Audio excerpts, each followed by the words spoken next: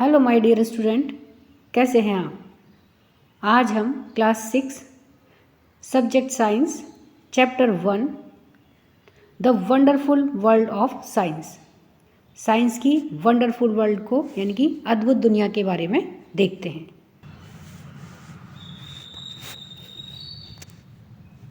As human beings, we have always been curious about our surroundings. As human beings यानी कि एक human being होने के नाते, एक मनुष्य होने के नाते, we have always been curious. तो हमें हमेशा क्यूरियस रहना होता है अबाउट अवर सराउंडिंग्स। हमारी जो सराउंडिंग्स है, हमारे चारों ओर का जो वातावरण है, उसके प्रति हमें कैसा रहना पड़ता है, क्यूरियस, उत्सुक रहना होता है कि हमारे चारों ओर की जो परिवेश है, जो वातावरण है, उसमें क्या घटित हो रहा है, इसके विषय में हमें बहुत ज़्यादा क्यूरियस रहना पड़ता है। We start exploring our surroundings and asking questions right from our childhood. तो we start exploring our surroundings, तो हम हमारी जो सराउंडिंग्स है इसको एक्सप्लोर करना यानी कि उसके बारे में खोजना शुरू करते हैं। एंड आस्किंग क्वेश्चंस, और क्वेश्चन पूछना शुरू करते हैं राइट फ्रॉम आवर चाइल्डहुड। हमारे चाइल्डहुड से, हमारे बचपन से ही हम हमारे चारों ओर क्या घटित हो रहा है इसके विषय में जानने के लिए और क्वेश्चन पूछना शुरू कर देते हैं। Did you enjoy discovering and exploring the world around you in the preparatory stage of school. Did you enjoy, तो क्या तुमने एन्जॉय किया है डिस्कवरिंग एंड एक्सप्लोरिंग, डिस्कवर करते हुए यानी कि खोजते हुए, एंड एक्सप्लोरिंग और पता लगाते हुए, द वर्ल्ड, उस संसार का, अराउंड यू, जो तुम्हारे चारों तरफ है, in the preparatory stage of school, school की जो बिल्कुल शुरुआती में जब हम स्कूल जाते हैं, प्रिपरेटरी क्लासेस में होते हैं, तो क्या तुमने उस समय में तुम्हारे चारों तरफ का जो वातावरण है उसके बारे में डिस्कवर करना और एक्सप्लोर करने को एन्जॉय किया है।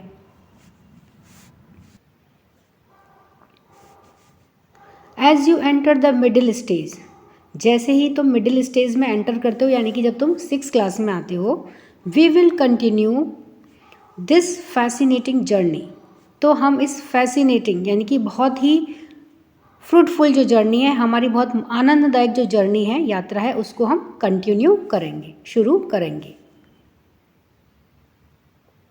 Trying to explore and understand the beautiful world we live in, trying to explore, और एक्सप्लोर करने की, उसको खोजने की कोशिश करेंगे, एंड अंडरस्टैंड, और समझने की, the beautiful world we live in, जिसके अंदर हम रहते हैं, उस ब्यूटीफुल वर्ल्ड को, उस सुंदर संसार को हम एक्सप्लोर करने की और अंडरस्टैंड करने की कोशिश करेंगे।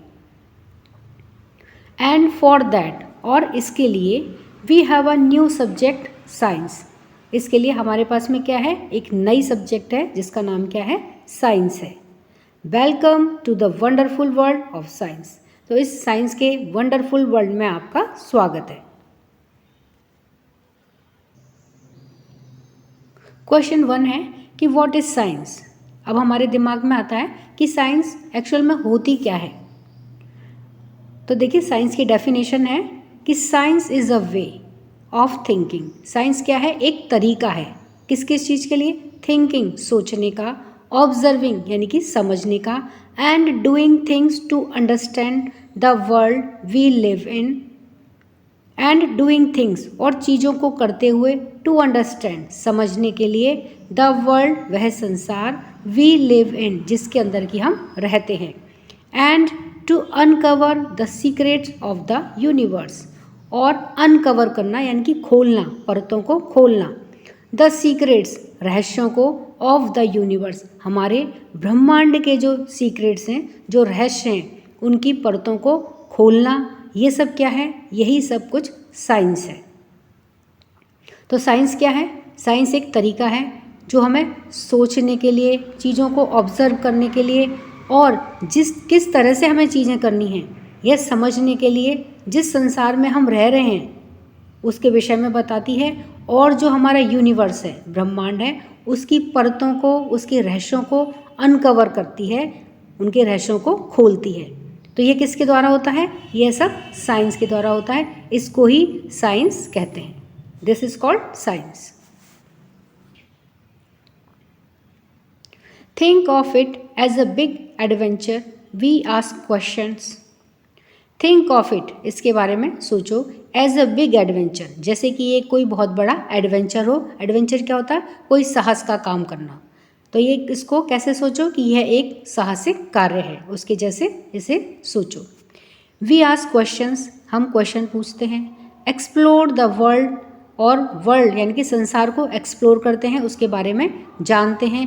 एंड और try to understand how things work, और क्या जानने की कोशिश करते हैं कि हाउ थिंग्स वर्क, चीज़ें कैसे काम करती हैं, यह जानने की कोशिश करते हैं। फॉर दिस, इसके लिए, the most important thing is to have curiosity, और इसके लिए सबसे ज़्यादा इम्पॉर्टेंट चीज़ क्या है कि टू हैव क्यूरियोसिटी, कि हमारे अंदर क्यूरियोसिटी होनी चाहिए, जिज्ञासा होनी चाहिए, उत्सुकता होनी चाहिए, उस चीज़ को समझने के लिए हमारे अंदर एक भूख होनी चाहिए। तो हमारे चारों तरफ क्या घटित हो रहा है, उसके लिए हमारे अंदर क्या होनी चाहिए? जिज्ञासा होनी चाहिए। उस चीज़ को समझने के लिए हमारे अंदर एक ललक होनी चाहिए। Which is where the title of this book comes from, यानी कि हमारी क्यूरियोसिटी, हमारे दिमाग के अंदर जो क्यूरियोसिटी होती है, उसी को लेकर के ही इसका बुक का टाइटल क्या है? क्यूरियोसिटी आया है या रखा गया है। Whether it is studying tiny grains of sand और मैसिव माउंटेन्स, वेदर चाहे तो it is studying tiny grains, चाहे हम बिल्कुल छोटे छोटे ग्रेन्स ऑफ सैंड यानी कि रेत के कणों के बारे में स्टडी कर रहे हों, उनके बारे में पढ़ रहे हों, या फिर मैसिव माउंटेन्स, या फिर बहुत विशाल पर्वतों के बारे में जान रहे हों। अ लीफ ऑफ ग्रास और ए वास्ट फॉरेस्ट, या फिर एक ग्रास की, घास की बिल्कुल छोटी सी पत्ती होती है, तो लीफ ऑफ ग्रास यानी कि घास की पत्ती के बारे में, या फिर वास्ट फॉरेस्ट या फिर विशाल फॉरेस्ट जंगल के बारे में स्टडी कर रहे हों, जान रहे हों। There is always something new and exciting to discover. There is always something new, यहाँ पर हमेशा ही कुछ नया होता है, एंड एक्साइटिंग, और एक्साइट करने वाला होता है, उत्साहित करने वाला होता है, टू डिस्कवर, खोजने के लिए हमेशा ही कुछ न्यू और एक्साइटिंग हमेशा ही रहता है।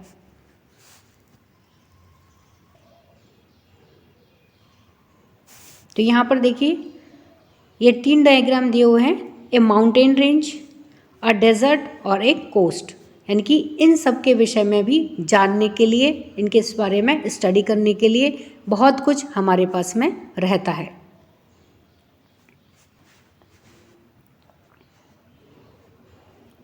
Have you ever looked up at the night sky and wandered why the stars shine.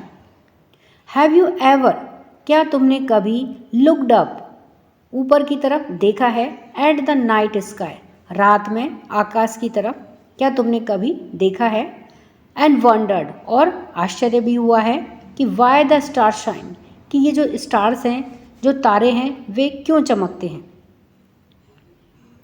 और वॉच्ड अ फ्लावर ब्लूम, या फिर फ्लावर को ब्लूम करते हुए देखा है, फ्लावर को खिलते हुए देखा है, एंड वंडर्ड, और आश्चर्य हुआ है, how it knows when to open, कि इसे कैसे पता चलता है, व्हेन टू ओपन, कि अब खिलना है। तो ये फूल को किस प्रकार से पता चलता है कि अब खिलना है। तो ये सब चीज़ों को क्या कभी तुमने नोटिस किया है, तुमने ध्यान से देखा है।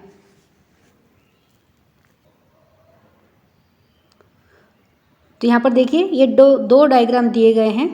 N under water view of an ocean, यानी कि समुद्र में जो बिल्कुल उसका तल होता है अंडर वाटर, उसका व्यू दिया गया है, जिसमें देखिए डिफरेंट प्लांट्स और डिफरेंट एनिमल्स दिखाए गए हैं। तो किस तरह से हमारे जो ब्यूटीफुल वर्ल्ड है वो इस प्रकार का दिखाई देता है। तो ये समुद्र के अंदर का व्यू है। और एक यहाँ पर जो दूसरा चित्र है ये किसका है, ये एक गैलेक्सी दिखाई गई है, जिसमें लाखों करोड़ों यहाँ पर देखिए स्टार्स दिखाई दे रहे हैं। These are just a few of the many mysteries that science help us unravel. These are just a few.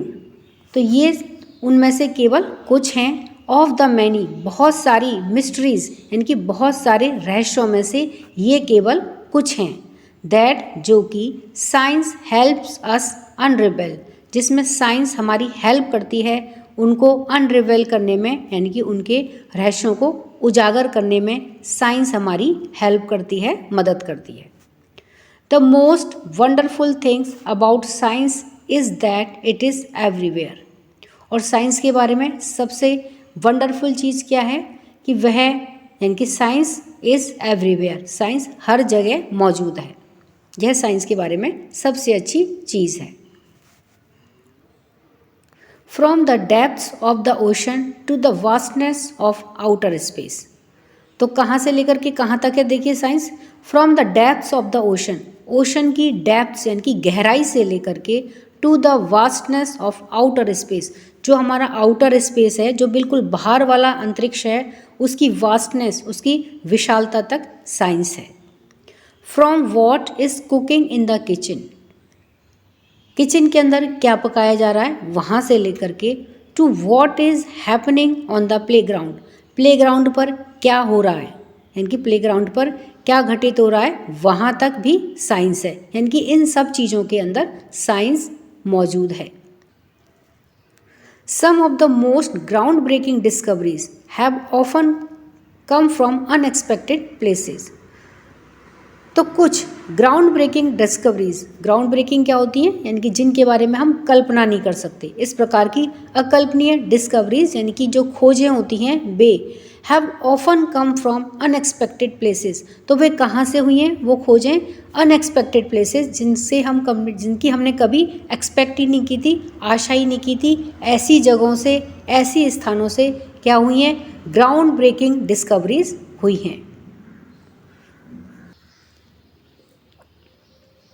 Science is like a giant, science क्या है, एक जायंट है, बहुत विशाल है. एंड अनएंडिंग जिक्सॉ पजल, और क्या है, अनएंडिंग, यानी कि जिसका कोई एंड ना हो, जिसका कोई अंत ना हो, ऐसी वह क्या है, जिक्सॉ पजल. तो जिक्सॉ पजल में क्या होता है, कार्डबोर्ड के बने हुए छोटे छोटे टुकड़े होते हैं, जिनको जब हम आपस में जोड़ते हैं तो एक कोई पजल बनती है, एक पहेली बनती है. तो उसी प्रकार से साइंस भी क्या है, एक जायंट और अनएंडिंग जिक्सॉ पहेली के जैसी है. एवरी न्यू डिस्कवरी, हर एक नई डिस्कवरी, हर एक नई खोज, we make adds another piece to that puzzle. जो भी हम एक नई खोज करते हैं वह क्या होती है, इस पजल के अंदर एक और पीस ऐड कर देती है. यानी कि अभी भी वो पजल पूरी नहीं हुई है. जब भी कोई एक नई डिस्कवरी होती है तो इस प्रकार होता है मानो हमने पजल में एक पीस और जोड़ दिया हो.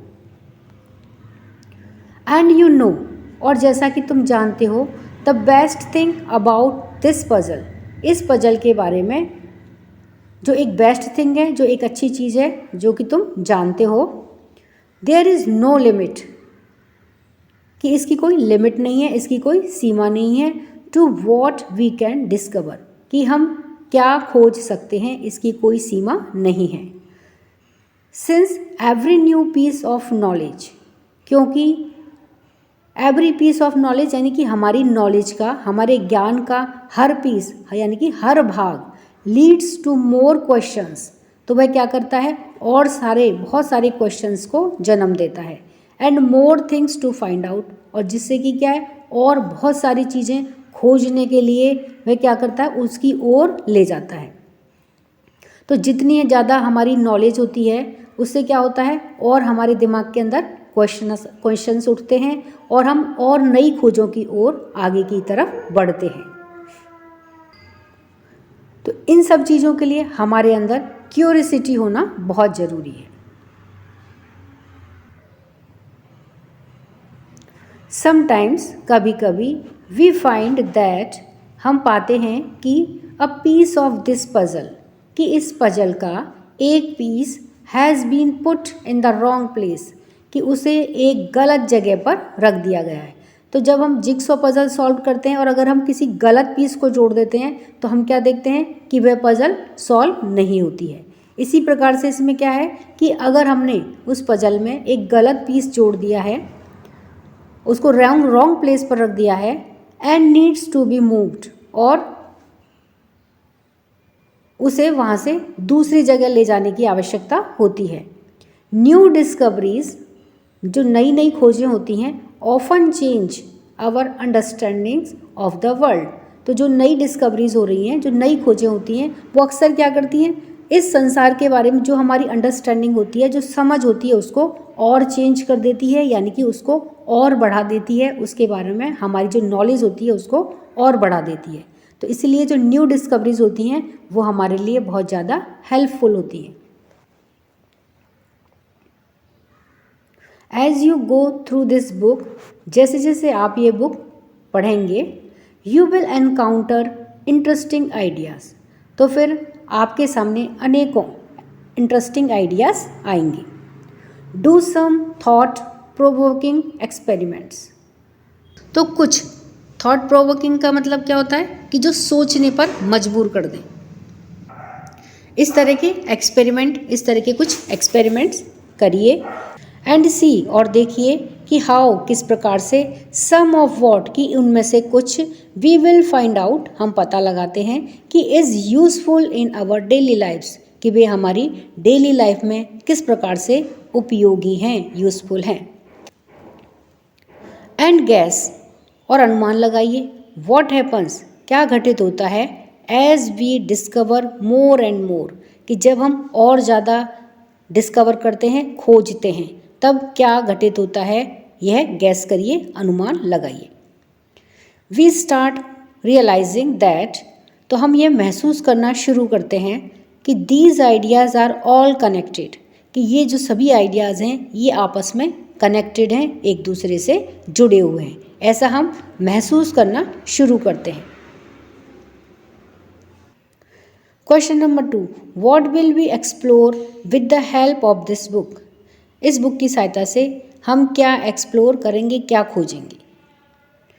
तो with the help of this book, इस बुक की हेल्प से, we will encounter interesting ideas, तो हम अनेकों इंटरेस्टिंग आइडियाज़ हमारे दिमाग में आएंगे, अनेकों रोचक विचार हमारे दिमाग में आएंगे। Do some thought provoking experiments, तो हम कुछ जो हमें सोचने पर मजबूर करें, इस प्रकार के एक्सपेरिमेंट्स करेंगे। एंड सी, और देखते हैं हाउ, कि किस प्रकार से, some of what we will find out is useful in our daily lifes, कि उनमें से कुछ किस प्रकार से हमारी डेली लाइफ में यूजफुल होते हैं। एंड, और when we discover more and more, और जब हम और ज़्यादा खोजते हैं, वी स्टार्ट रियलाइजिंग, तो हम यह महसूस करना शुरू करते हैं, that these ideas are all connected, कि ये सभी आइडियाज़ एक दूसरे से कनेक्टेड हैं, एक दूसरे से जुड़े हुए हैं। यानी कि जब हम और नई नई डिस्कवरीज करते जाएंगे तो हमें धीरे धीरे क्या महसूस होने लग जाएगा कि जो सभी आइडियाज़ हैं ये आपस में कनेक्टेड हैं, जुड़े हुए हैं।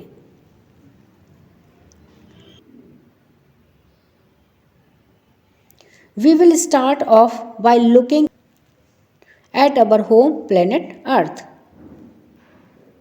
तो इसके लिए हम कहाँ से शुरू करते हैं, हम हमारा जो घर है, और हमारा घर क्या है, प्लेनेट अर्थ, हमारी जो पृथ्वी है उससे हम इसकी शुरुआत करेंगे। It is the only planet, यह केवल एक अकेला प्लेनेट है। We know that supports life, जहाँ पर कि जीवन को यह सपोर्ट करता है या यहाँ पर जीवन संभव है। इस प्रकार का यह केवल एक ही प्लेनेट है जिसको कि हम जानते हैं। एंड, और it has an environment that we must protect, और इसका जो एनवायरनमेंट है, इसका जो वातावरण है, उसकी हमें प्रोटेक्ट करना चाहिए, उसकी हमें रक्षा करनी चाहिए। There is an amazing variety of life on earth, plants and animals that have managed to survive and thrive in different regions on this planet.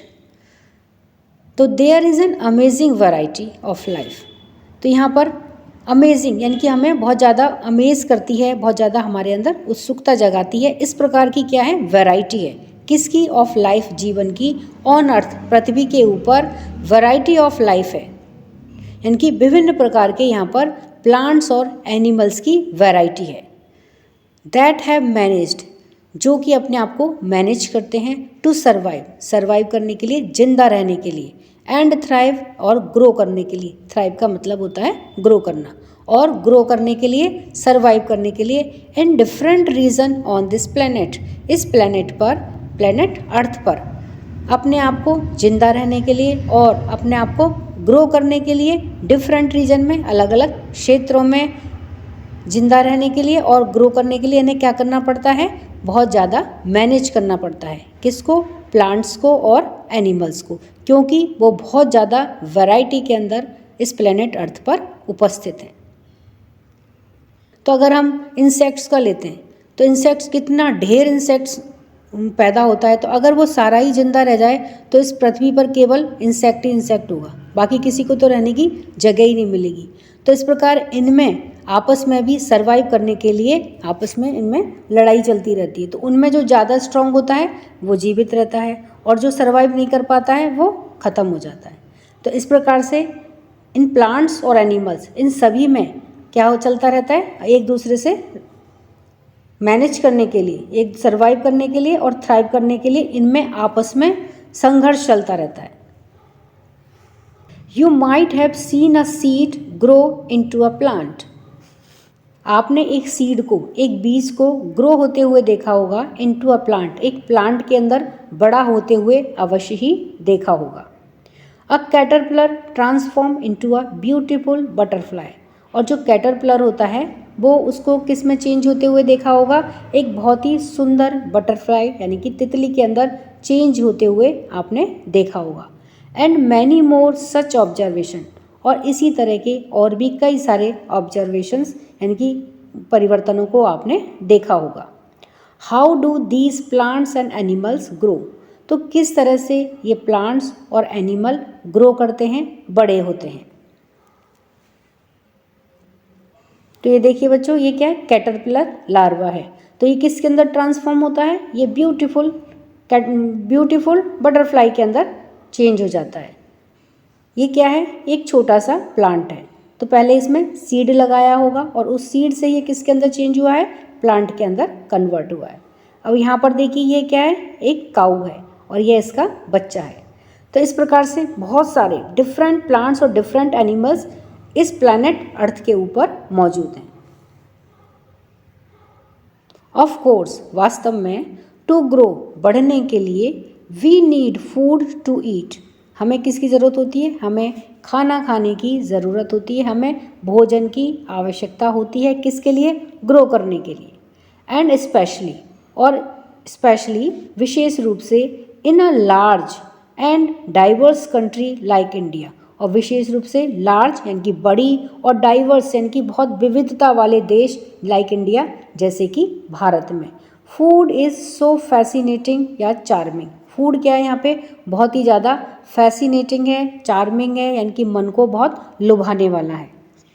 तो इस तरह की जो डाइवर्स कंट्री है यानी कि जो विविधता वाली देश है जैसे कि हमारा इंडिया, वहाँ पर क्या होता है, जो फूड है वो किसके लिए ज़रूरी है, ग्रो करने के लिए ज़रूरी है।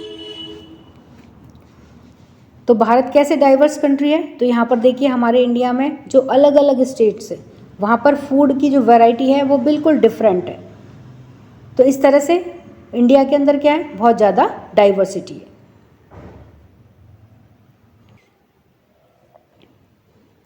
अक्रॉस द कंट्री, हमारे देश के अंदर, we have different cuisines with their many tasty dishes, we have different cuisines, हमारे यहाँ पर क्या है, डिफरेंट कुजीन्स यानी कि जो खाना बनाने की जो पद्धतियाँ हैं वो अलग अलग हैं। With their many tasty dishes, जिसमें कि बहुत सारी टेस्टी डिशेस बनाई जाती हैं। तो हमारे देश के अंदर ही बहुत सारी डिफरेंट वैरायटी ऑफ डिशेस हैं और जिनको बनाने के तरीके भी डिफरेंट हैं। What are they made of, वे किसके द्वारा बनाई जाती हैं। How do we find out, और ये हम कैसे पता करेंगे कि ये जो टेस्टी डिशेज़ हैं ये किस प्रकार से बनाई जाती हैं। तो यहाँ पर देखिए different varieties of food items यहाँ पर दिए गए हैं। तो अलग अलग स्टेट्स का यहाँ पर ये फूड आइटम दिया गया है। तो इस तरह से जो हमारी कंट्री है यहाँ पर क्या है, अलग अलग तरह की डिशेज़ हैं और उनको बनाने की जो तरीके हैं वो भी डिफरेंट हैं। अलॉन्ग विथ फूड, खाने के साथ साथ में we need water to survive, हमें और सर्वाइव करने के लिए और किसकी ज़रूरत होती है, वाटर की, यानी कि पानी की। तो इससे पहले हमने क्या पढ़ा था कि हमें ग्रो करने के लिए, बड़े होने के लिए फूड की ज़रूरत होती है और इसके अलावा और किस चीज़ की ज़रूरत होती है, वाटर की ज़रूरत होती है सर्वाइव करने के लिए। Water is such a delightful substance, पानी क्या है, एक बहुत ही ज़्यादा डिलाइटफुल, हमारे लिए बहुत ही ज़रूरी चीज़ है, पदार्थ है। सब्सटेंस यानी कोई वस्तु या पदार्थ। Have you ever run and jumped in a puddle when it rained, have you ever run, क्या कभी आपने दौड़ लगाई है, एंड जम्प्ड, और जंप किया है, इन अ पडल, पडल क्या होता है कि जो गड्ढे बन जाते हैं और बरसात के समय में जब उनमें पानी भर जाता है तो उसे हम पडल कहते हैं। तो क्या उसमें कभी जंप किया है, उसके अंदर कभी कूदे हैं, व्हेन इट रेन्ड, जब कभी बरसात में आई है तो बरसात में आपने कभी पडल के अंदर जंप किया है या दौड़ लगाई है। Do you ever wonder why and how it rains, तो क्या कभी आप वंडर हुए हो, आपने कभी ये सोचा है कि वाई यानी कि क्यों, एंड हाउ और किस प्रकार से, इट रेन्स ये बारिश होती है। हैव यू नोटिस्ड, आपने कभी ध्यान दिया है, दैट कि वाटर फ्रीजेस, पानी जम जाता है, एंड बिकम्स आइस, और क्या बन जाता है, बर्फ़ बन जाता है, व्हेन वी कूल, जब हम ठंडा करते हैं, इट, इसको, एंड बॉयल्स, और जब उबालते हैं, एंड बिकम्स स्टीम्स, तो यह क्या बन जाता है, भाप बन जाता है, व्हेन वी हीट इट, जब हम इसको गर्म करते हैं। Do you enjoy drinking cool water in the summer, तो क्या आपने समर में यानी कि गर्मियों में कूल वाटर, ठंडे पानी को पीते हुए एंजॉय किया है। तो हम गर्मियों में क्या करते हैं, जो ठंडा पानी होता है, फ्रिज का पानी होता है, उसको पीते हैं। तो क्या आपने उसको पीते हुए कभी एंजॉय किया है। और showering with warm water in the winter, और जब सर्दियाँ आ जाती हैं तब हम क्या करते हैं, गर्म पानी से नहाते हैं। तो गर्म पानी से कब नहाते हैं, विंटर में। तो विंटर में गर्म पानी से शावरिंग यानी कि नहाते हुए आपने कभी एंजॉय किया है, उसको एंजॉय किया है। How do we understand hot and cold, तो हम इस हॉट को और कोल्ड को किस प्रकार से अंडरस्टैंड करते हैं, किस प्रकार से हम समझते हैं। वेदर इट इज़ वाटर, चाहे वह वाटर हो, पानी हो, और आवर ओन बॉडी, या फिर हमारे खुद का शरीर हो, यानी कि जब पानी में अगर हम हाथ डालेंगे और अगर वह गर्म है तो हमको वह कैसा लगता है, गर्म लगता है। उसी प्रकार से चाहे हमारी बॉडी है, तो जब हमारी बॉडी के अंदर फीवर हो जाता है तो हमारी बॉडी गर्म हो जाती है। तो ये हम किस प्रकार से हमको पता चलता है। व्हेन वी हैव फीवर, यानी कि जब हमें फीवर हो जाता है तो हमारी बॉडी गर्म हो जाती है। Finding out how hot something is can be important, तो यह पता लगाना कि किस प्रकार से हॉट समथिंग, की कोई चीज़ गर्म है, इस कैन बी इम्पॉर्टेंट, तो यह बहुत ज़्यादा इम्पॉर्टेंट हो जाता है। यह बात पता करना बहुत महत्वपूर्ण है कि कोई वस्तु कितनी गर्म है। तो ये बच्चों देखिए क्या दे रखा है, आपका वाटर साइकिल दे रखा है। तो इससे क्या पता चलता है कि किस प्रकार से रेन होती है, बारिश किस प्रकार से होती है। तो यहाँ पर देखिए ये ओशन दिया गया है, ये क्या है, ओशन है। तो ओशन का वाटर यहाँ पर देखो एवोपरेट होकर के कहाँ जा रहा है, ये क्लाउड्स बना रहा है, और क्लाउड्स क्या हो रहे हैं, यहाँ पर और ज़्यादा घने हो रहे हैं, वो और ज़्यादा भारी हो रहे हैं। और जब ये भारी हो जाते हैं तो यहाँ पर देखिए थोड़े से कूल होते हैं, और कूल होने के बाद में इनसे रेन होती है। ये देखिए ये रेन हो रही है, और रेन होने के बाद में जो पानी आता है, यहाँ देखो पहाड़ों से टकरा करके ये रेन होती है, और ये रेन होकर के वापस से पानी इन नदियों के माध्यम से फिर देखो वापस से ओशन के अंदर आ गया। तो ये प्रोसेस लगातार चलती रहती है। तो इस प्रकार से जो रेन है ये होती है। तो ये क्या कहलाता है, ये वाटर साइकिल कहलाता है। देन अगेन, और फिर there are so many different things around us, हमारे यहाँ या हमारे चारों तरफ बहुत सारी मैनी डिफरेंट थिंग्स हैं, अलग अलग तरह की कई सारी चीज़ें हैं हमारे चारों तरफ। द पेपर, वह कागज़, वी राइट ऑन, जिसके ऊपर की हम लिखते हैं। द मेटल की, और कोई मेटल की यानी कि कोई धातु की चाबी। द प्लास्टिक रूलर, कोई प्लास्टिक का रूलर यानी कि scale. And the rubber eraser, और जो मिटाने वाला रबड़ का इरेज़र होता है वो। इन अवर बॉक्स, जो हमारे बॉक्स के अंदर रखा हुआ होता है। तो ये सभी चीज़ें तो बच्चों आपके बॉक्स में भी रहती हैं। क्या क्या? रबर इरेज़र, प्लास्टिक रूलर, कोई पेपर, तो ये सभी चीज़ें हमारे पास में होती हैं। द मैग्नेट, वह magnet that keeps the box closed, और जो हमारे बॉक्स के अंदर मैग्नेट लगी हुई होती है वह क्या करती है? बॉक्स को क्लोज करने का काम करती है। तो that keeps the box closed. The clothes we wear, वे कपड़े जो हम पहनते हैं। The cup we drink milk, वो कप जिसके अंदर की हम मिल्क को पीते हैं, दूध पीते हैं।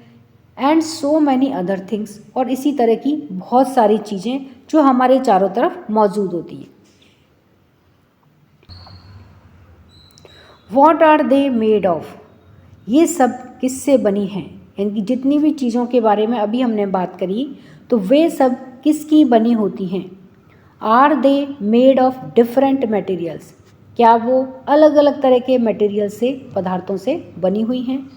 How do we separate different materials from one another, और हम किस प्रकार से सेपरेट करें, अलग अलग करें डिफरेंट मटेरियल्स को, यानी कि अलग अलग तरह के मटेरियल्स को, फ्रॉम वन अनदर, एक दूसरे के अंदर से। इन डिफरेंट मटेरियल्स को हम किस प्रकार से सेपरेट करें, किस प्रकार से उन्हें अलग करते हैं।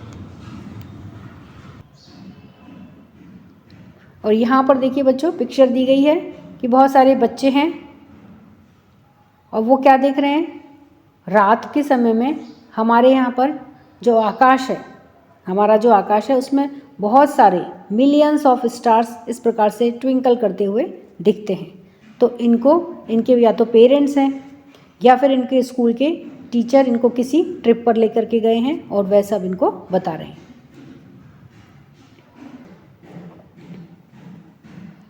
We will have an almost unending list of questions about everything on earth as we further explore this book. तो हमारे पास में क्या होंगे? We will have an almost unending list of questions.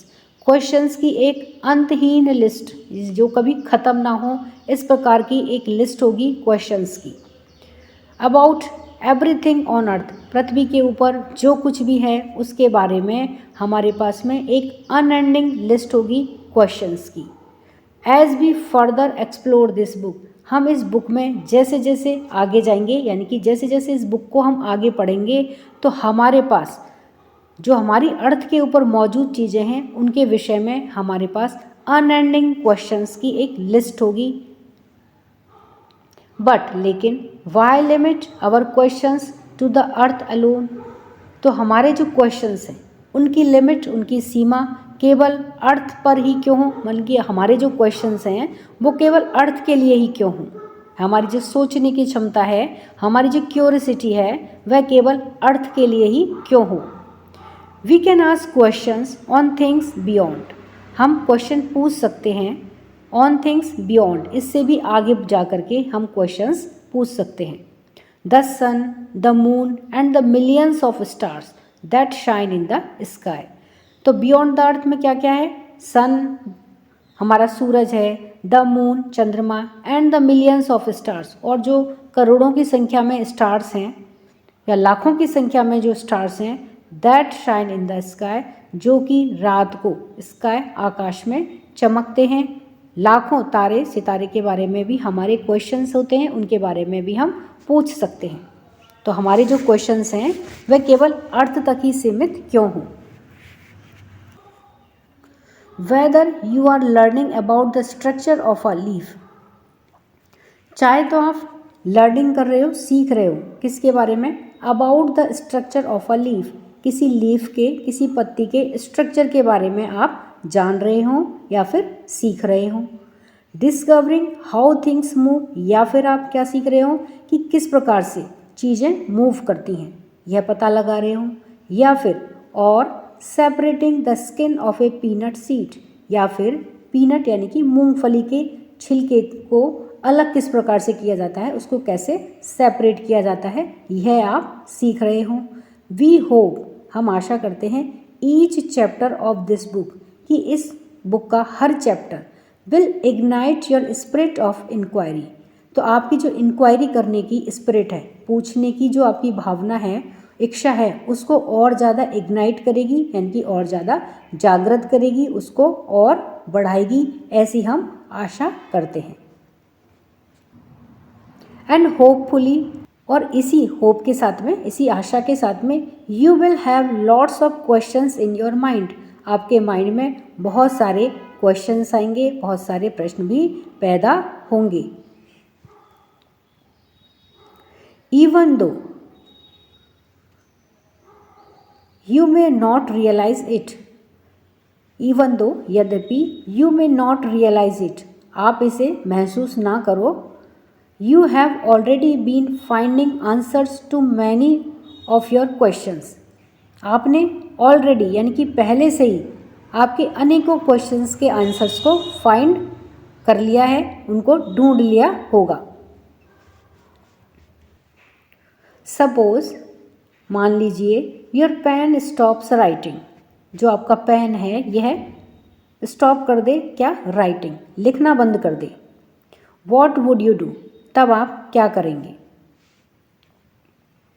You would ask your self the questions, तो क्या करते हैं, तुम अपने आप से क्वेश्चन पूछोगे। Why did my pen stop writing, कि मेरे जो पेन है इसने लिखना क्यों स्टॉप कर दिया, क्यों बंद कर दिया। होता है ना हमारे साथ अक्सर ऐसा कि जब हम लगातार लिखते जाते हैं और अचानक से हमारा पेन बंद हो जाता है, तो हम क्या सोचते हैं, अरे पेन ने कैसे लिखना बंद कर दिया। तो ये क्वेश्चन हमारे दिमाग के अंदर आता है। तो इसके लिए हम क्या क्या आइडियाज़ लगाते हैं, देखो, you might guess that the ink finished, तो आप क्या गैस करोगे, क्या अनुमान लगाओगे कि शायद इंक जो है वह फिनिश हो गई है, वह ख़त्म हो गई है, तो इसलिए हमारे पेन ने लिखना बंद कर दिया है। That's why my pen stop writing. You would then test this guess by opening the pen and checking the ink refill.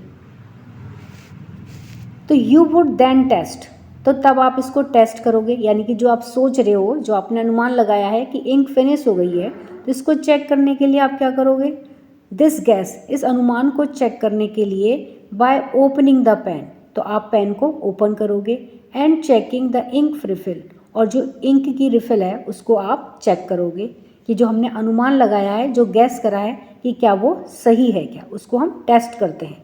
If it is empty, यदि ये एम्प्टी हो गई है, खाली हो गई है, रिफिल, तो यू वुड नो, तो आप जान जाओगे, that your gas was correct, कि आपने जो गैस करा था, जो अनुमान लगाया था वह सही है। यानी कि कई बार तो क्या होता है कि हमारी रिफिल जो होती है वो ख़त्म हो जाती है, इसीलिए पेन लिखना बंद कर देता है। तो इसका मतलब हमारा जो गैस है, अनुमान है, वो बिल्कुल सही है। बट सपोज, लेकिन अगर ऐसा नहीं हुआ, यानी कि हमारी रिफिल ख़त्म नहीं हुई, तो बट सपोज, लेकिन अनुमान लगाओ, यू फाइंड दैट, आप पाते हो कि the ink was not finished, कि जो इंक है वह ख़त्म नहीं हुई है। Now what would you do, अब आप क्या करेंगे, यानी कि आपने जो पहला गैस करा था वह आपका सही नहीं निकला है, यानी कि पेन के अंदर से इंक ख़त्म नहीं हुई है, तो अब आप क्या करेंगे। You would make another gas, तब हम क्या करते हैं, एक दूसरा अनुमान लगाते हैं। Perhaps the ink might have dried up, तब हम क्या सोचते हैं, दूसरा अनुमान अब हम क्या लगाते हैं कि शायद जो इंक है वह ड्राइड अप हो गई है, वह सूख गई है, यही तो सोचते हैं हम। टू टेस्ट, और इसको टेस्ट करने के लिए, if this gas is correct और नॉट, ये जो हमने गैस करा है, जो हमने अनुमान लगाया है, यह करेक्ट है या फिर नहीं है, तो you will try something else, तो अब हम इसके लिए कुछ और ट्राई करते हैं, कुछ और कोशिश करते हैं कि अब जो हम सेकंड अनुमान लगा रहे हैं वह हमारा सही है या गलत है, तो इसके लिए हम कुछ और करने का प्रयास करेंगे। This is exactly how science works, यह वास्तव में है कि साइंस इसी तरह से काम करता है। The way you tried to find out why your pen stopped writing is an example of the scientific method. The way, वह तरीका, you tried, जिसमें तुमने कोशिश की, to find out, यह पता लगाने की कि why your pen stopped writing, कि क्यों तुम्हारे पेन ने लिखना बंद कर दिया था, is an example of the scientific method. यह क्या है? एक साइंटिफिक मेथड का एग्जाम्पल है, उदाहरण है, जिसमें हमने ये पता लगाने की कोशिश की कि हमारे पेन ने लिखना क्यों बंद कर दिया। तो यही क्या है? एक साइंटिफिक मेथड का एग्जाम्पल है। Activity 1, late us think and write. तो आइए हम थिंक करें, यानी कि सोचें और लिखें। Write about a similar problem that you try to solve. आपको इसी तरह की एक सिमिलर प्रॉब्लम के बारे में लिखना है, यू ट्राई टू सॉल्व, जिसको आपने सॉल्व करने की कोशिश की हो। इस प्रकार की आपको एक प्रॉब्लम लिखनी है। ये आपकी एक्टिविटी 1 है। तो सिमिलर प्रॉब्लम में आप क्या लिख सकते हो? जैसे आपकी कोई नोटबुक है, यानी कि आपकी कोई कॉपी है, वह खो गई है, मिल नहीं रही है, तो उसके लिए आप क्या क्या गैस करेंगे? और आपकी मैम आपसे कह रही है कि भाई मुझे आज नोटबुक चाहिए, और आपके बैग के अंदर वह नहीं मिलती है, तो उस समय में आप कौन कौन सी गैस लगाएंगे, कौन कौन से आप अनुमान करेंगे कि मेरी नोटबुक कहाँ कहाँ जा सकती है? क्या घर पे रह गई है, या फिर आपने अपने किसी फ्रेंड को दे दी है, या कहीं मैम के पास ही तो चेक होने के लिए नहीं गई है? तो इस तरह के सारे गैस आप करेंगे। तो इनको आपको क्या करना है? स्टेप बाय स्टेप लिखना है, यानी कि पहले एक अनुमान लगाना है, फिर उसको चेक करना है कि वह सही है या गलत है। अगर मान लो पहला अनुमान आपका गलत निकलता है, तब आप सेकंड गैस करेंगे, और सेकंड गैस ही अगर आपका सही निकल जाता है तो आपको और आगे जाने की ज़रूरत नहीं है। तो इस तरह से आप कोई भी प्रॉब्लम को इस तरह से स्टेप्स बाय स्टेप सॉल्व कर सकते हैं। What steps did you take, और आपकी प्रॉब्लम्स को सॉल्व करने के लिए आपने कौन कौन से स्टेप्स का पालन किया, वो भी आपको लिखना है। तो इस तरह से आप किसी भी प्रॉब्लम को सॉल्व कर सकते हैं। Science is not just about memorising facts and figures or doing experiments. तो साइंस केवल मेमोराइज करने की, यानी कि याद करना ही नहीं है, फैक्ट्स एंड फिगर्स, फैक्ट्स यानी कि कोई भी तथ्य, और फिगर्स यानी कि आंकड़ों को याद करना ही केवल साइंस नहीं है, और डूइंग एक्सपेरिमेंट्स, और केवल एक्सपेरिमेंट्स करना भी केवल साइंस नहीं है। तो साइंस क्या है? It is about following a step by step process that helps us find answers to our questions. तो देखिए, साइंस क्या नहीं है? साइंस केवल फैक्ट्स और फिगर्स को याद करना ही नहीं है, या फिर हम केवल एक्सपेरिमेंट ही एक्सपेरिमेंट करते जाएं, उनके रिजल्ट्स के बारे में सोच करके आगे कुछ और नहीं देखें, तो साइंस वो सब नहीं है। साइंस क्या है? It is about following a step by step process. यह स्टेप बाय स्टेप, यानी कि पहले एक कदम चले, फिर उसके आगे नेक्स्ट कदम चले, तो यह स्टेप बाय स्टेप फॉलो करने की एक प्रोसेस है। दैट हेल्प अस, जो हमारी हेल्प करती है, मदद करती है, find answers to our questions. तो जो हमारा क्वेश्चंस है उसके आंसर्स को फाइंड करने में हमारी हेल्प करती है। तो हम इसके लिए क्या करें? स्टेप बाय स्टेप जो रूल्स हैं उनको फॉलो करें, तो हमें ज़रूर हमारे क्वेश्चंस के आंसर मिलेंगे, और यही साइंस होती है। So what are the steps that we can follow. तो वो कौन कौन से स्टेप्स होते हैं जिनको कि हम फॉलो कर सकते हैं, या जिनकी हम वो पालना कर सकते हैं, जिनके बारे में यह कह रहा है कि अगर हम स्टेप बाय स्टेप फॉलो करें तो हमें ज़रूर हमारे आंसर्स मिलेंगे हमारे क्वेश्चंस के। तो वो स्टेप्स कौन कौन से होते हैं जिनका कि हमें फॉलो करना चाहिए, या जिनको हम फॉलो करते हैं।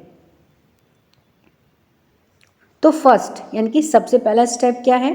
We observe something that we find interesting. तो सबसे पहले जिस चीज़ को भी हम इंटरेस्टिंग फाइंड करें, जो चीज़ हमें अच्छी लगे, उसको ऑब्जर्व करना, उस चीज़ को देखना, ये सबसे पहला स्टेप है। और वी डू नॉट अंडरस्टैंड, या फिर हम जिसे नहीं समझ पाते हैं उसके बारे में हम सोचने की कोशिश करें। तो ये सबसे पहला क्या होता है? स्टेप होता है। This makes us wonder and perhaps thinks of A question about it.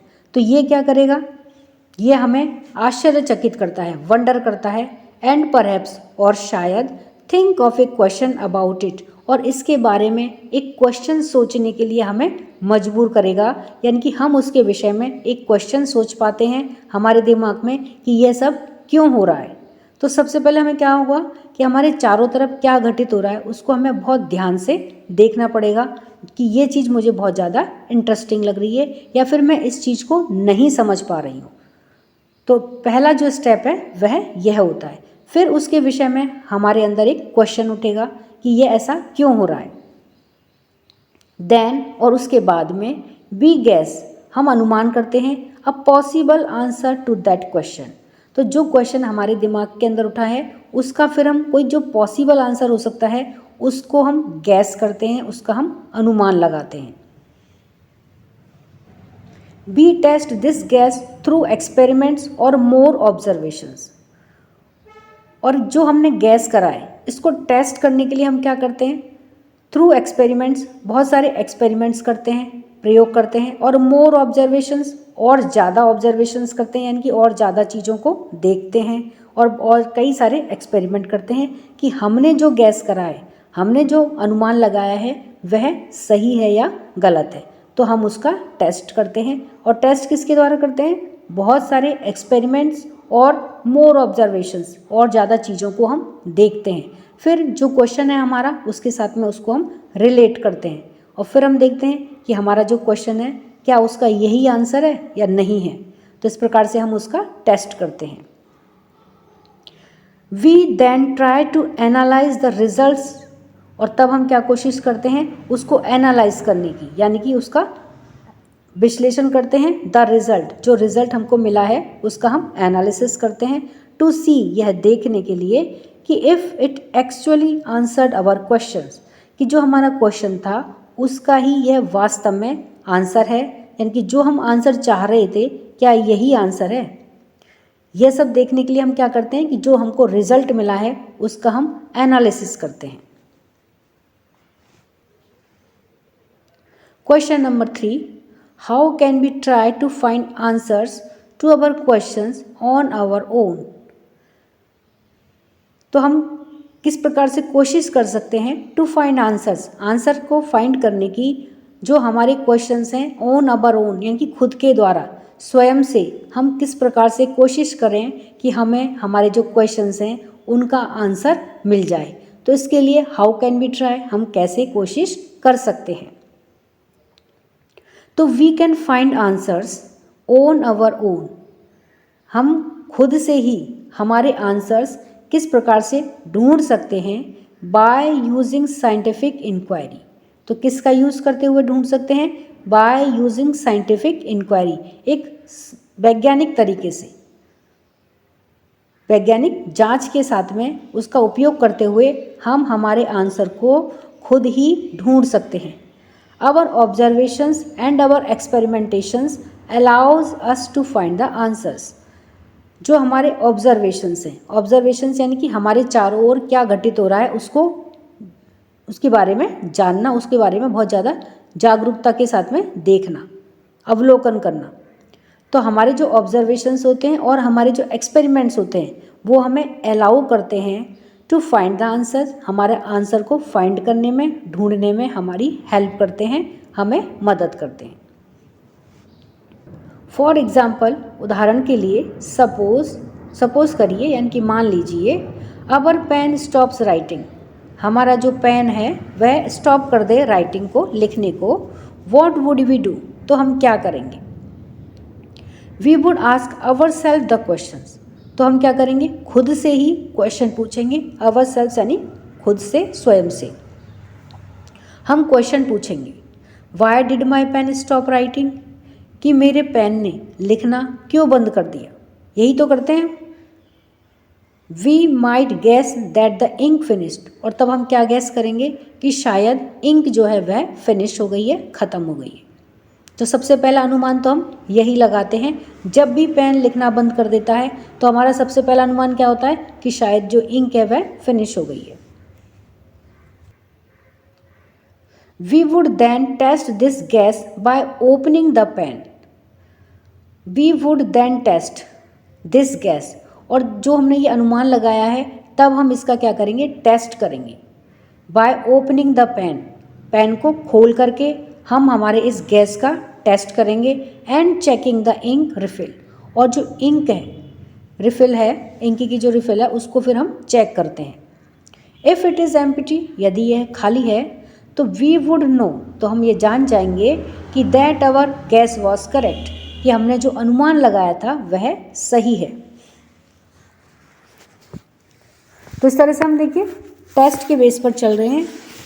तो इसके लिए हमने क्या करा कि जैसे हमने पता चला कि हमारे पेन ने राइटिंग करना, लिखना बंद कर दिया है, तो हमने क्या करा, अनुमान लगाया कि शायद जो रिफिल है वह ख़त्म हो गई है, इंक जो है वो ख़त्म हो गई है।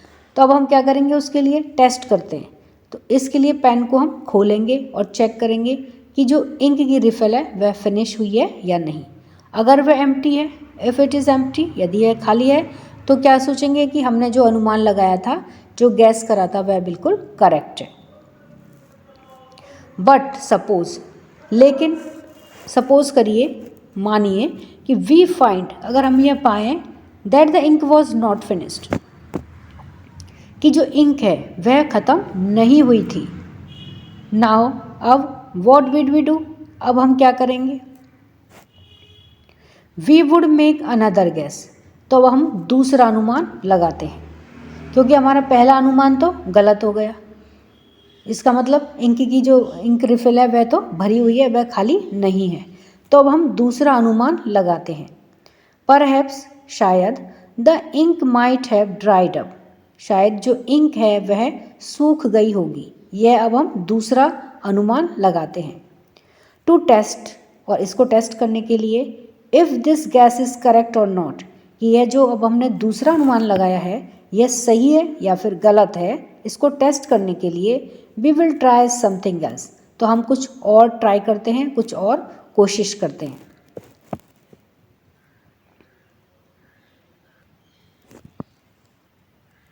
Scientists are people who follow the scientific method to solve problems or to discover new things।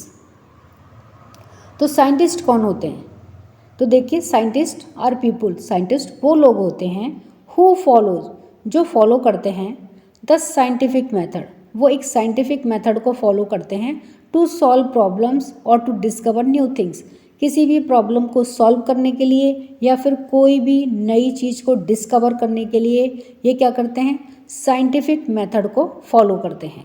वही लोग क्या कहलाते हैं, वही साइंटिस्ट कहलाते हैं, वैज्ञानिक कहलाते हैं। यानी कि जब भी वो कोई नई डिस्कवरी करते हैं या किसी भी प्रॉब्लम को सॉल्व करते हैं तो उनके पास एक साइंटिफिक मेथड होता है, वो ऐसे ही किसी भी चीज़ को नहीं कह देते, प्रूव्ड उनके पास में फैक्ट्स होते हैं। बट लेकिन anyone who follows the scientific method, कोई भी जो फॉलो करता है साइंटिफिक मेथड को, is working like a scientist, तो वह कैसे काम कर रहा है, जैसे कि एक साइंटिस्ट काम करता है, क्योंकि यह भी तो साइंटिफिक मेथड को ही फॉलो करता है जैसे कि एक साइंटिस्ट करता है। तो इसलिए कोई भी व्यक्ति जो साइंटिफिक मेथड को फॉलो करता है वह भी क्या है, साइंटिस्ट ही है। Someone cooking food may be wondering why the dal has spilled out of the cooker।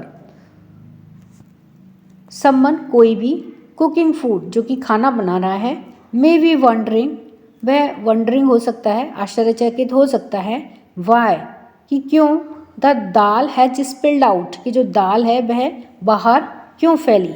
Cooker में से देखिए दाल जैसे यहाँ पर दिखाया गया बाहर की तरफ फैल रही है, तो यह देख करके कोई भी वंडर्ड हो सकता है। Out of the cooker, cooker में से बाहर की तरफ दाल क्यों फैली। Was there too much water, तो एक गेस्ट में क्या करा है कि क्या उसमें पानी बहुत ज़्यादा था। Think of a bicycle repair person trying to find out why a tyre is flat from where did the air leak out. तो यहाँ पर देखिए पिक्चर दी गई है किसकी, एक साइकिल रिपेयर करने वाला एक पर्सन है, साइकिल को रिपेयर कर रहा है। तो यह भी जब साइकिल को रिपेयर करता है तो साइंटिफिक मेथड को ही यूज़ करता है। तो इस तरह से यह भी एक क्या हुआ, साइंटिस्ट ही हुआ। तो think of a bicycle repair person, एक किसी साइकिल को रिपेयर करने वाले पर्सन के बारे में सोचो। Trying to find out why a tyre is flat, कि जो टायर है वह फ्लैट क्यों है। From where did the air leak out, जहाँ से कि ये हवा लीक होकर के बाहर निकल रही है, यह पता लगाने की कोशिश यह साइकिल रिपेयर करने वाला व्यक्ति कर रहा है। तो एक तरह से यह भी क्या हुआ, साइंटिस्ट ही हुआ। और an electrician trying to find why a light bulb is not working. और एन इलेक्ट्रिशियन, या फिर कोई इलेक्ट्रिशियन जो हमारी बिजली की चीज़ों को सही करता है, वह कौन होता है, इलेक्ट्रिशियन होता है। वह ट्राइंग टू फाइंड, वह कोशिश कर रहा है क्या फाइंड करने की, Y a light bulb is not working, कि जो हमारा बिजली का बल्ब है वह वर्क क्यों नहीं कर रहा है, अर्थात वह क्यों नहीं जल रहा है। इज़ देयर सम प्रॉब्लम, क्या यहाँ पर कुछ प्रॉब्लम है विद द बल्ब, बल्ब के साथ में कोई प्रॉब्लम है, या फिर और द स्विच, या फिर स्विच के साथ में कोई प्रॉब्लम है, यानी कि या तो बल्ब ही खराब है या फिर स्विच खराब है। तो इसलिए इन दोनों में से कौन सी प्रॉब्लम है, ये फाइंड आउट करने की कोशिश कौन कर रहा है, इलेक्ट्रिशियन पता करने की कोशिश करता है। तो इन दोनों में से जिसके अंदर भी प्रॉब्लम होगी उसको वह सोचेगा, पहले गैस करेगा, फिर उसका टेस्ट करेगा, फिर उनमें से जोन सी भी प्रॉब्लम अगर है या नहीं है, फिर अगर वही प्रॉब्लम है जब तो वह उसको ठीक कर देगा, अगर वह प्रॉब्लम नहीं है तो फिर वह फर्दर नेक्स्ट गैस करता है। इस प्रकार से अपनी प्रॉब्लम का वह सॉल्यूशन ढूंढता है। When we try to ask questions and find out answers in a way, we are all scientists. When we try to ask questions, तो जब हम क्वेश्चंस पूछने की कोशिश करते हैं एंड फाइंड आउट आंसर्स, और उनके आंसर्स फाइंड आउट करते हैं, पता लगाते हैं, इन अ वे, एक तरीके से, वी आर ऑल साइंटिस्ट, तो हम सभी क्या हो गए, एक तरह से वैज्ञानिक ही होते हैं। Activity 2, late us think and right. आइए थिंक करें, सोचें और लिखें। Describe a daily life situation, किसी डेली लाइफ सिचुएशन को डिस्क्राइब करिए, उसका वर्णन करिए। वेयर यू फील, जहाँ पर कि तुमने महसूस किया हो someone was following a scientific method, कि जहाँ पर कोई साइंटिफिक मेथड को फॉलो कर रहा है। इस तरह की सिचुएशन को आपको डिस्क्राइब करनी है, अपनी डेली लाइफ में से आपको देख करके उस सिचुएशन के को लिखना है। Do you now realise that there are several daily life situations where we knowingly or unknowingly apply the scientific method? Do you now realize, अब आपने महसूस किया होगा कि दैट, कि there are several daily life situation, कि यहाँ पर बहुत सारे अनेकों तरह के लाइफ सिचुएशंस है, डेली लाइफ सिचुएशंस है, जहाँ पर कि हम नोइंगली यानी कि जानते हुए और अननोइंगली यानी कि अनजाने में ही अप्लाई करते हैं द साइंटिफिक मेथड, साइंटिफिक तरीके को जानते हुए या फिर अनजाने में ही हमसे वो अप्लाई होता है हमारे डेली की लाइफ सिचुएशंस में। ऐसा हमने महसूस किया है या अनुभव किया है कि हमारी डेली लाइफ की सिचुएशंस में हमने जानते हुए या फिर अनजाने में कहीं ना कहीं साइंटिफिक मेथड को अप्लाई किया है। Though, we all apply the scientific method to some extent, though यानी कि यद्यपि, वी ऑल अप्लाई हम सभी अप्लाई करते हैं, the scientific method to some extent कुछ सीमा तक साइंटिफिक मेथड को हम सभी अप्लाई करते हैं। Learning science will develop our capabilities, science को सीखते हुए विल डेवलप आवर कैपेबिलिटीज़, हमारी की जो कैपेबिलिटीज़ हैं, हमारी जो क्षमताएं हैं उनको बढ़ाती है, डेवलप करती है। For finding solutions to bigger problems, जो बड़ी बड़ी प्रॉब्लम्स होती हैं उनके सॉल्यूशंस को ढूंढने में हमारी जो कैपेबिलिटीज़ है उनको डेवलप करती है।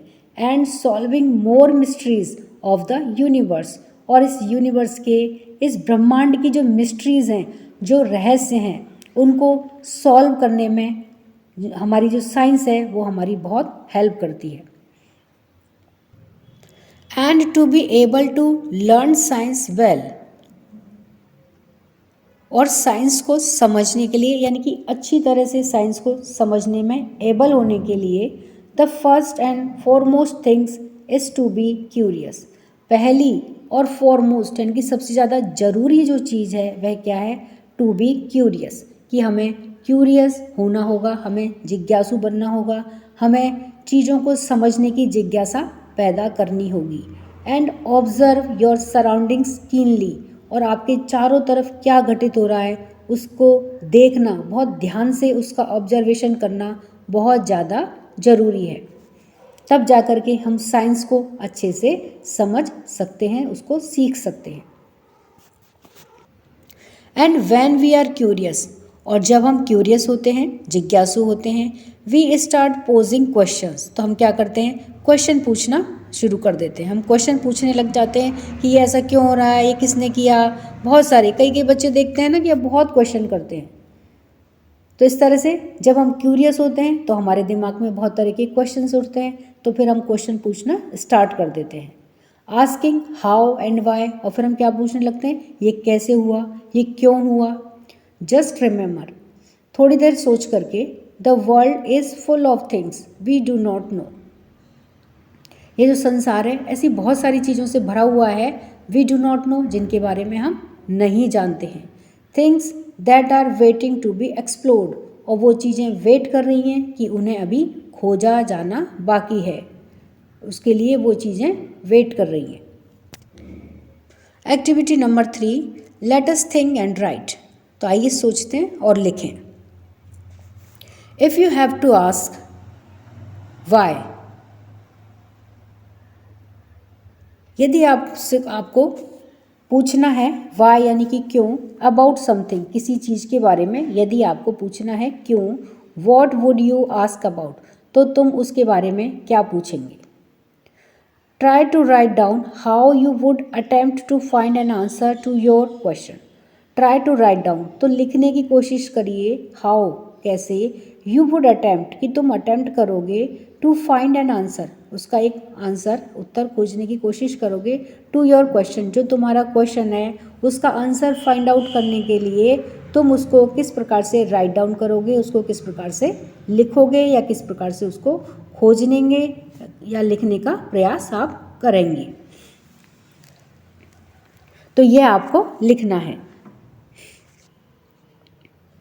यानी कि आपके दिमाग में कोई क्वेश्चन आया और अब आपको उसका आंसर फाइंड आउट करना है, तो उसको आप किस प्रकार से तो खोजेंगे और फिर किस प्रकार से आप उसको लिखने का प्रयास करेंगे। यह आपकी एक्टिविटी नंबर 3 है। Science is rarely done alone, science अकेले में मुश्किल से ही होती है। Scientist across the world work together, scientist जो हैं पूरे संसार में वो वर्क करते हैं कैसे? टुगेदर, एक साथ में मिलजुल करके ही वो काम करते हैं। ऑफन इन लार्ज टीम, और ज़्यादातर वो कैसे होते हैं? बड़ी टीमों में साथ में काम करते हैं। सो इसलिए if you can not find an answer yourself, इसलिए यदि तुम तुम्हारे आंसर को फाइंड आउट नहीं कर सको, नहीं पा सको उसका आंसर, आस्क योर फ्रेंड्स, तो अपने फ्रेंड से पूछो, टू हेल्प यू आउट, तो वो तुम्हारी हेल्प करेंगे। It is always more fun to discover things together, तो ये हमेशा बहुत ज़्यादा फन होता है। टू डिस्कवर थिंग्स टुगेदर, साथ में चीज़ों को खोजना, उनको डिस्कवर करना हमेशा ही बहुत मज़ेदार होता है, आनंददायक होता है।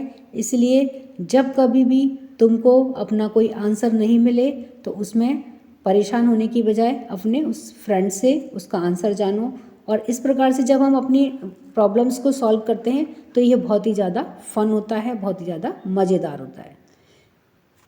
जो कि साइंटिस्ट होते हैं वो भी अकेले काम नहीं करते हैं, वो भी क्या करते हैं? मिल करके एक टीम के जैसे काम करते हैं। तो यहाँ पर देखिए एक पिक्चर दी गई है जिसमें बच्चे कुछ एक्सपेरिमेंट कर रहे हैं, और कैसे कर रहे हैं? वो सब साथ में मिल करके एक्सपेरिमेंट कर रहे हैं, साथ में मिल करके उसका ऑब्जर्वेशंस कर रहे हैं। तो इस तरह से साइंस यही है, एक टीम के रूप में किसी भी प्रॉब्लम का सॉल्यूशन ढूंढना। ऑफ कोर्स, वास्तव में, रिमेंबर दैट, ये याद रखना चाहिए, you will not find answers to all your questions within grade 6। यह याद रखना होगा कि you will not find answers, कि आपको आंसर्स नहीं मिलेंगे all your questions within grade 6, कि जब आप 6 क्लास में हो तभी आपको आपके सारे क्वेश्चंस के आंसर्स नहीं मिलेंगे। डू नॉट वरी, चिंता करने की ज़रूरत नहीं है, वरी ना हो। You are embarking upon a journey of science for the next 5 years और even beyond. You are embarking यानी कि अब आप निकल पड़े हैं एक यात्रा पर, या आपने शुरू कर दी है। Open a journey, upon a journey यानी कि अब आप एक जर्नी पर निकल गए हो, एक यात्रा आपने शुरू कर दी है। ऑफ साइंस, साइंस की, ऑफ द नेक्स्ट 5 years, अगले 5 सालों के लिए, और इवन बियॉन्ड या फिर इससे भी आगे। आप साइंस को और भी ज़्यादा जानोगे जैसे जैसे आप ग्रेड आपकी बढ़ती जाएंगी। जैसे कि अभी आप 6 में हो, फिर 7th में होंगे, फिर 8th में, फिर 9th में। तो जैसे जैसे आपकी ग्रेड्स बढ़ती जाएंगी, साइंस में आपकी और ज़्यादा आपके जो क्वेश्चंस हैं उनके आंसर्स आपको मिलते जाएंगे। तो अभी तो ये आपकी यात्रा शुरू हुई है। तो इसलिए अगर आपको किसी क्वेश्चन का आंसर ना मिले अभी आपकी ग्रेड 6 में, तो आपको इसके लिए वरी करने की, परेशान होने की ज़रूरत नहीं है। तो यहाँ पर देखिए ये पिक्चर दी गई है, एक रेन सीन है जिसमें बरसात हो रही है और ये सारे बच्चे बारिश में भीगते हुए इसका मज़ा लेते हुए जा रहे हैं। और यहाँ पर देखिए गड्ढे में यहाँ पानी भी भरा हुआ दिखाई दिया है जिसमें बच्चे छपाक करके मस्ती कर रहे हैं। Much like children enjoying the rain. Much like children, बिल्कुल बच्चों के जैसे ही, एन्जॉइंग द रेन, बरसात का आनंद लेते हुए। Science is all about joyful exploration. तो साइंस भी क्या है, एक जॉयफुल एक्सप्लोरेशन है, एक आनंद में खोज है। किसकी जैसे, जिस प्रकार से बच्चे बारिश का आनंद लेते हैं उसी प्रकार से साइंस भी क्या है, एक जॉयफुल यानी कि आनंद देने वाला एक्सप्लोरेशन है। एन्जॉय योर साइंटिफिक जर्नी, अपनी इस साइंटिफिक जर्नी को एन्जॉय करो। Keep exploring and never stop wondering. Keep exploring यानी कि खोज करना शुरू करो, एंड नेवर स्टॉप वंडरिंग, और कभी भी स्टॉप ना करो। वंडरिंग यानी कि आश्चर्यचकित होना कभी भी बंद ना करो। About the amazing mysteries of the universe, हमारी जो यूनिवर्स है उसके बारे में जो अमेजिंग मिस्ट्रीज़ हैं, बहुत जो उसके अद्भुत रहस्य हैं उनके बारे में वंडर होना कभी भी स्टॉप ना करो। एंड आस्किंग क्वेश्चंस, और प्रश्न पूछना यानी कि ना बंद करो, लगातार प्रश्न पूछते रहो। क्योंकि जब हम लगातार क्वेश्चंस पूछते हैं किसी चीज़ के बारे में तो ज़्यादा से ज़्यादा हमारी नॉलेज उसके बारे में बढ़ती जाती है। तो जितने ज़्यादा हम क्यूरियस होंगे हमारा माइंड उतना ही ज़्यादा वाइज होगा, उतने ही हम उसके विषय में क्वेश्चंस पूछेंगे, उतनी ज़्यादा हमारी नॉलेज बढ़ेगी। तो इसलिए कोई भी चीज़ हमको एक्सप्लोर करनी है तो उसके लिए हमें सबसे ज़्यादा क्या होगा, पहले क्वेश्चन पूछने शुरू करने पड़ेंगे। Are you ready to embark upon the exciting journey of science. Are you ready, तो क्या तुम रेडी हो, टू एम्बार्क, शुरू करने के लिए, upon the exciting journey of science, science की बिल्कुल जो एक्साइटिंग जर्नी है उसको शुरू करने के लिए क्या तुम रेडी हो। लेट अस गेट स्टार्टेड, तो आइए चलिए शुरू करते हैं। Question number 4, after all, to be a wise person you must be a wise person. तो आफ्टर ऑल, आपको वाइज पर्सन बनने के लिए, एक बुद्धिमान व्यक्ति बनने के लिए, you must be a wise person, तो इसके लिए आपको कैसा बनना पड़ेगा, एक क्यों वाला व्यक्ति बनना पड़ेगा। अर्थात क्यों ये ऐसा हो रहा है, तो क्यों हो रहा है, इस तरह के क्वेश्चन पूछने वाले पर्सन बनेंगे, तब हम कैसे बनेंगे, वाइज पर्सन बनेंगे। तो अगर हमको बुद्धिमान बनना है उसके लिए हमें उससे पहले क्या बनना पड़ेगा, प्रश्न पूछने वाला पर्सन बनना आवश्यक है। A curious mind is a wise mind. जो क्यूरियस माइंड होता है यानी कि जिसके दिमाग में हमेशा क्यों चलता रहता है कि ये ऐसा हुआ तो क्यों हुआ, ये नहीं हुआ तो क्यों नहीं हुआ, तो इस तरह के जो माइंड होता है वो कैसा होता है, क्यूरियस माइंड होता है।